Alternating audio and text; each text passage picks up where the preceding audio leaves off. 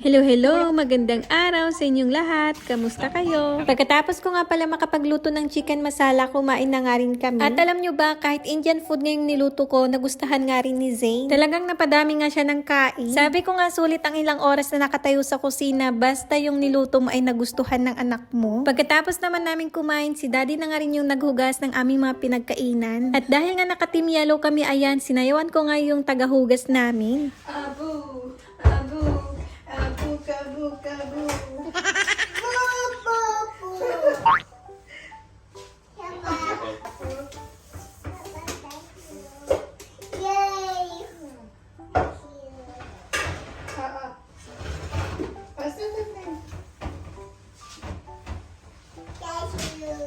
Thank you po. Welcome.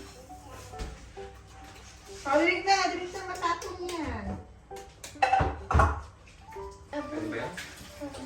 Uminom na nga rin kami ng Yakult ni Zane at una nga niyang inubos yung Yakult niya. Nung nakita nga niyang hindi ko pa ubos yung Yakult ko, gusto pa nga niyang agawin. Kaya dali-dali ko ngang nilaklak yung Yakult ko at para makita nga niyang naubos na. Pinatapon ko na nga rin sa kanya yung pinag-inuman naming Yakult. At tignan niyo naman talagang chinecheck niya bago nga niya itapon kung naubos na ba talaga. Bitin na bitin nga sa isang Yakult tong batang to. So pagkatapos naman makapaghugas si daddy, pinaliguan niya na nga rin si Zane dahil oras na naman ng pagtulog niya. Habang nasa CR nga sila, iniready ko na nga rin etong isusuot ni Zane. Kumuha nga rin ako ng medyas niya dahil malamig nga yung paa niya pagkatapos niya maligo. Maginaw na din kasi pero short pan pa rin nga yung pinapasuot namin sa kanya. Ilan na lang kasi yung pajama niya at yung iba ay napagliitan na nga niya. So bali ako na nga rin yung nagbihis kay Zane dahil nga bumaba si daddy. Kailangan din kasi niyang ilipat yung sasakyan namin. Magna-night duty na naman kasi siya kaya naman nakaredy na nga yung uniform niya. At dahil nahihirapan ngang huminga itong anak ko dahil punong-puno na nga siya ng kulango. Ang ginagamit ko nga lang pala ay tissue para pang alis sa kulangot niya. At alam niyo ba kapag kanalis ko na yung kulangot niya, pinapakita ko nga sa kanya at sinasabi nga niya iuyaki. Kaya tinatawanan ko nga siya kapag sinasabi niya yon. At dahil nga basa pa nga itong buhok niya, gumamit na nga rin ako ng blower para i-dry. Hindi na nga rin ako tumabi sa kanila para nga matulog. At nagsayang na nga lang ako ng aming bigas dahil nga naubos yung kanin namin. Dahil lang naman sa niluto kong chicken masala, taob ang isang kaldero.